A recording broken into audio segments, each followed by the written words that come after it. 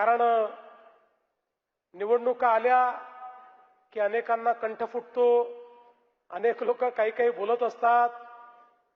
पण दादा एक लक्षात ठेवा, परिंदे को मिलेगी मंजिल एक दिन, ये उनके फैरे हुए पंख बोलते हैं. परिंदे को मिलेगी मंजिल एक दिन, ये उनके फैले हुए पंख बोलते हैं. और वही लोग रहते हैं खामोश अक्सर, जमाने में जिनके हुनर बोलते हैं. आपलं काम बोलतंय आणि त्या कामामुळेच हा वैताग आहे.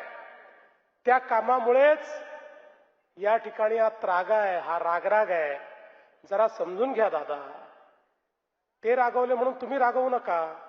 तुम्ही काम केलं, तुम्ही फक्त काम सांगा. समोरच्या लोकांना सांगायला काम नाही. त्यांना अनेक प्रश्न विचारले जातात, त्या प्रश्नाची द्यायला उत्तरं नाहीत. त्यामुळे विकासावरनं या निवडणुकीची चर्चा ही कुठल्या तरी वादावादीत झाली पाहिजे, सवाल जवाब झाला पाहिजे, अशा पद्धतीचा त्यांचा प्रयत्न आहे.